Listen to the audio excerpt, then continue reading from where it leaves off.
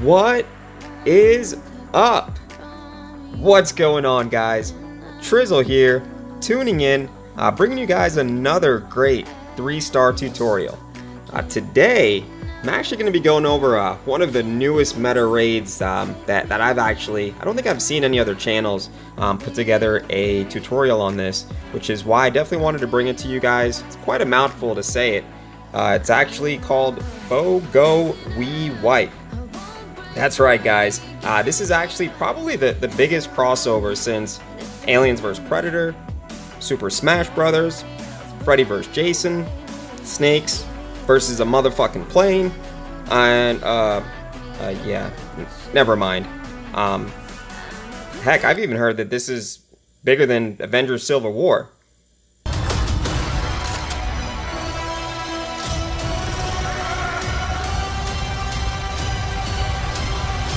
Actually, yeah, never mind.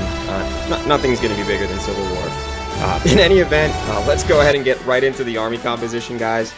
With this particular army, you're going to be rocking 3 wall breakers, 11 wizards, 2 Pekkas, 2 golems, 5 witches, along with those CC bowlers.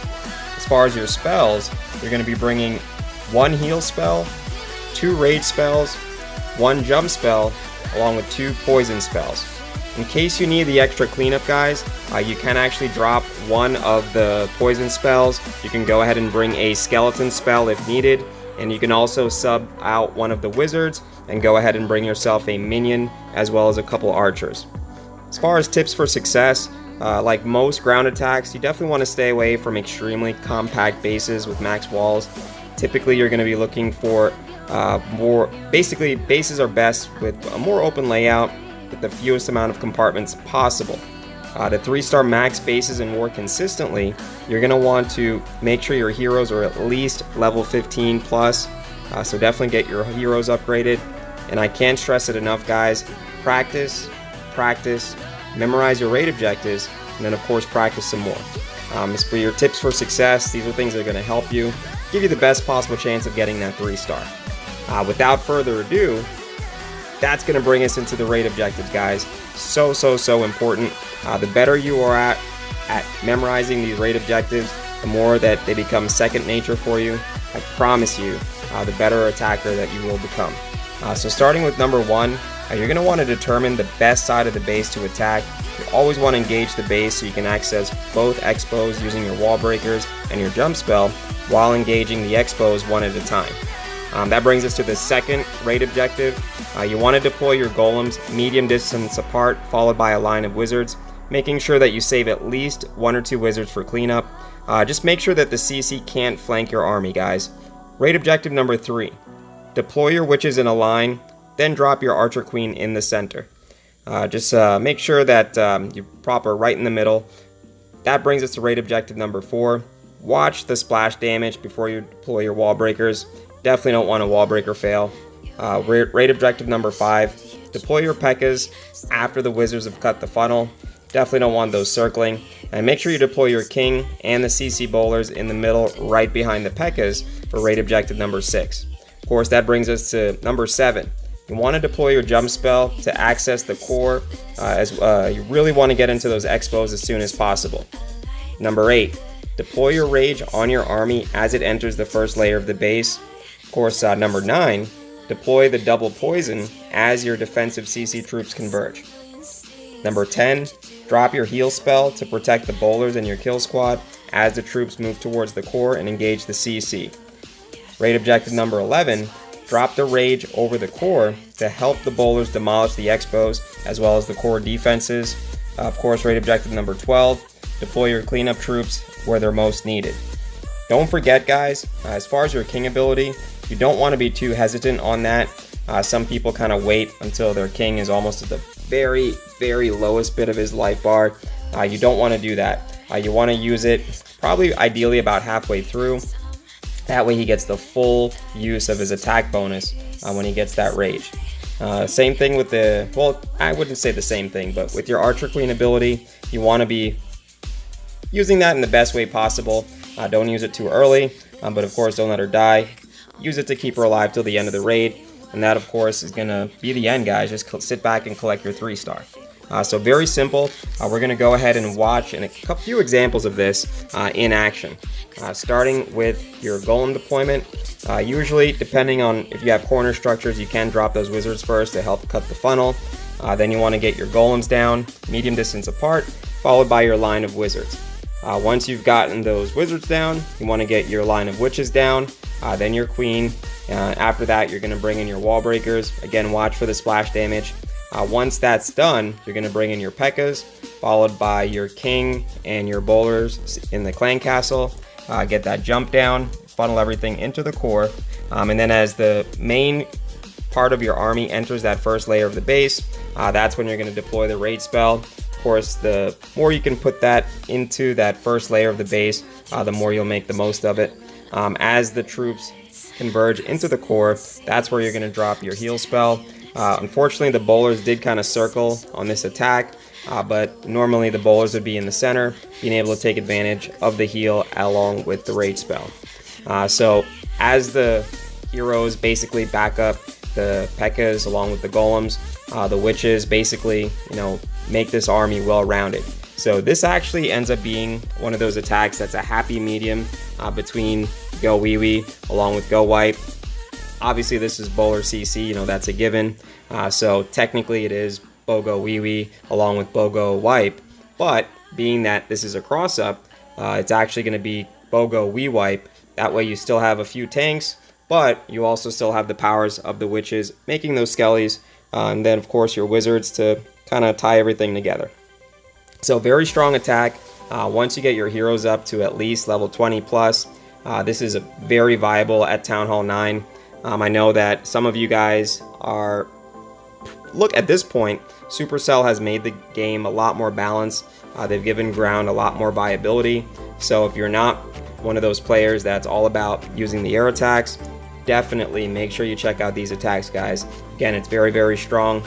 So like every other raid, you're going to want to determine the best way to approach the base. Ideally, you want to be able to come in, access those xbows, along with dealing with the clan castle in a fairly efficient manner. Drop your golems medium distance apart, followed by your line of wizards, followed by your witches, then your queen, then your Pekkas, then your king, then the CC bowlers. Of course, make sure that your jump spell is going to allow you to access those xbows.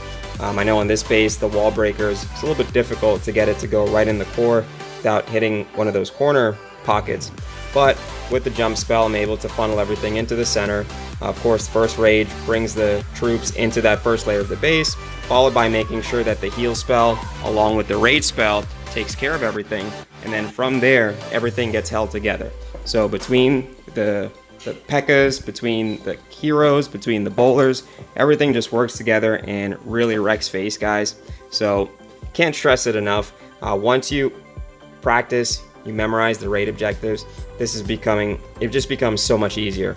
That's the beauty of these attacks, is that with the bowler CC, once your heroes are high enough, it almost takes I don't want to say the difficulty out of the attack, because ground has its own difficulties as opposed to air. But the good thing about a ground army is that once it's deployed, you don't have to worry about surgical deployment. You really just have to do spell management. So in a lot of ways, it is actually easier for some attackers, depending on how you learn to attack, depending on what armies you typically use or run. Alright, so another 3-star in a max base, and then we're going to get into a couple more replays before calling it a day. Alright, so that brings us to the next one. Again, another max Town Hall 9. This one is a little bit better of a base design. Coming in from the top left, golems medium width apart, followed by the line of wizards, followed by your line of witches, then archer queen right in the center.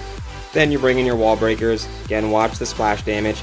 Sometimes the mortars will lock on, so you kind of have to watch and see where they're targeting.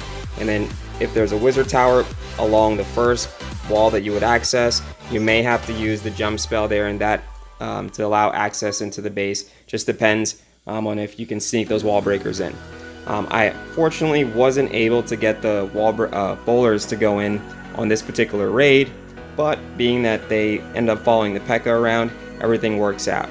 And that's one of the beauties of this raid, is the fact that because it's such a balanced army, you really get the benefit of being able to 3-star in a lot of different ways. It doesn't always have to be that the bowlers go in and take out the core, because you do have a lot of firepower between your heroes, the Pekkas being level 4, of course the wizards behind your tanks. They're also gonna, again, tie everything together. So now that the levels have slowly crept up from, let's say, a year or two ago, now that Town Hall 9s do have level 6 wizards, level 4 Pekkas, it just makes it that much easier, because the DPS goes up, the hit points go up, and of course, having that extra dark spell slot just makes it that much more fun. So again, another 3-star, nice and easy, and then we're going to get into one final replay, and I think that should give you guys the gist. So again, when you're approaching the base, always start by determining the best place to attack.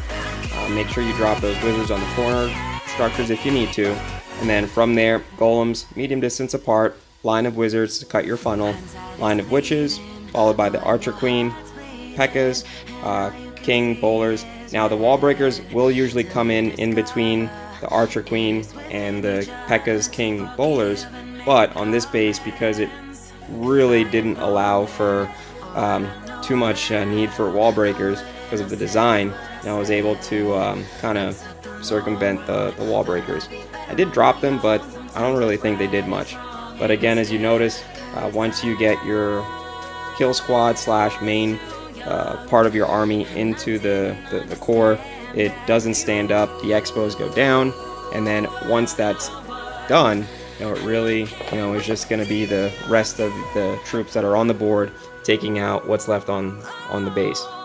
So again, this is one of those attacks, guys, that if you're not into using air, if you never really got into Lalo, definitely recommend trying this stuff out.